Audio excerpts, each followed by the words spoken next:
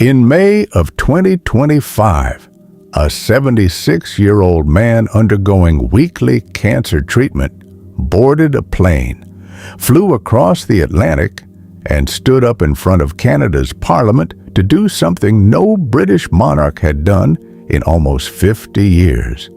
He wasn't there for a ceremony. He was there because the President of the United States had spent months publicly suggesting that Canada should simply become America's 51st state. And Canada's government had just made an unusual, deliberate choice. They invited the King himself to stand in that room and say out loud in front of the world that Canada was not for sale. His name is King Charles III. And what he said that day was more carefully aimed than almost anyone expected from a man whose entire role is supposed to be symbolic. Before I keep going with this one, I want to ask something of you directly. Not just the usual reminder, this channel survives entirely on people who decide it's worth their time to stick around. If you've watched this far and you're finding this valuable, hitting subscribe genuinely means something. It's not just a number. It's what tells me whether stories like this are actually worth continuing to dig up. If you're already subscribed, thank you sincerely. You're the reason this channel exists at all. Okay, let's get back into it. To understand why this moment mattered so much, you have to understand what King Charles is actually supposed to do, which is, officially, almost nothing. Since Canada became fully independent from Britain in 1867, the monarch has remained its ceremonial head of state, a role that by modern convention stays completely outside of politics. The king doesn't write his own speeches when he addresses a government. He doesn't choose his own words. Every line is drafted by the elected government of the day, and the monarch simply delivers it. A voice, not an author. Which is exactly why what happened in May 2025 was so unusual. Canada's newly elected Prime Minister, Mark Carney, made a decision that had nothing to do with tradition and everything to do with timing. He formally invited King Charles to personally open Canada's 45th Parliament with a speech from the throne, a duty that, by law, could have simply been handled by Canada's own Governor-General, as it almost always is. Charles and Queen Camilla landed in Ottawa on May 26th, and from the very first moments, the visit was framed around something bigger than tradition. There were the usual ceremonial stops, a farmer's market, a tree planting at Rideau Hall, private meetings with Indigenous leaders and Canada's Governor-General, but underneath all of it sat a single, unspoken purpose that everyone in the room understood. The next day, Charles stood in the Senate chamber and delivered Canada's speech from the throne, the first time a reigning monarch had personally performed that duty in Canada since 1977. He spoke about Canada's resilience. He described the country as strong and free, deliberately echoing language from Canada's own national anthem. And while the words themselves had been written by Carney's government, not the king personally, the choice of who delivered them was the real message.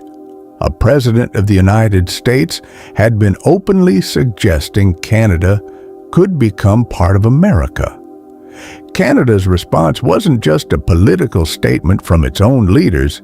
It was putting the actual King of Canada in the room in person to make the point that Canada already had a head of state, and it wasn't Washington. Here's where the story gets more interesting than a simple show of unity, though.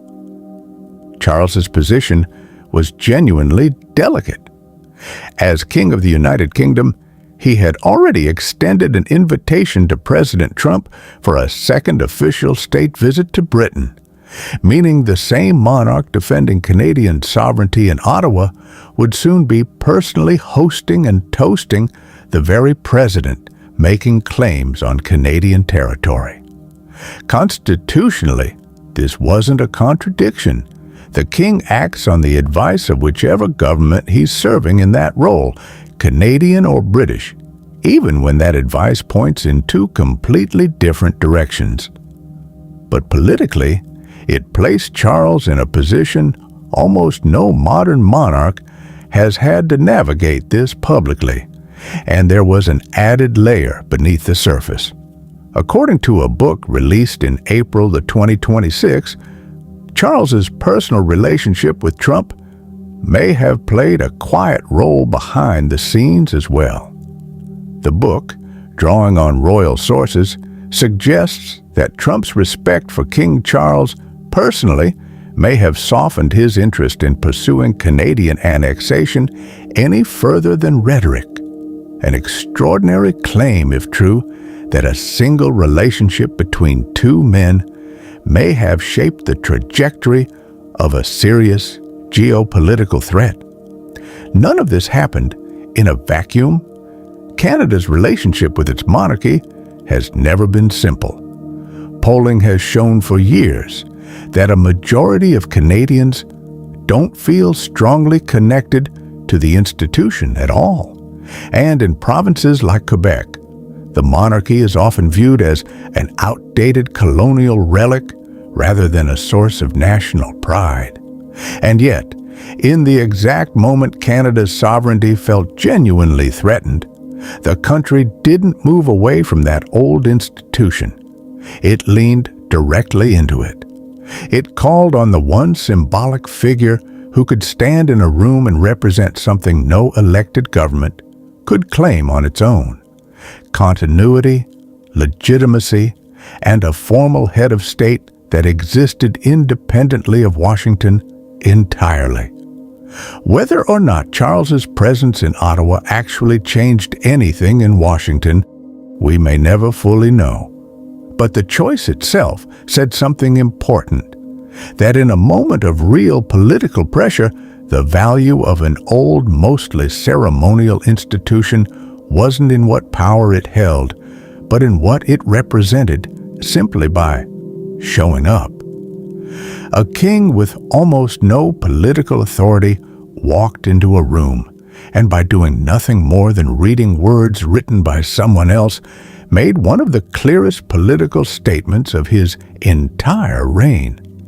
If this is the kind of story you come here for, real events, hiding in the plain sight that most people scroll past without a second thought, this channel has plenty more like it. We've covered the CIA's secret Olympic recruitment program, the Cold War tunnel that was betrayed before it even began, and the pattern of history that's quietly repeating itself in the Strait of Hormuz right now.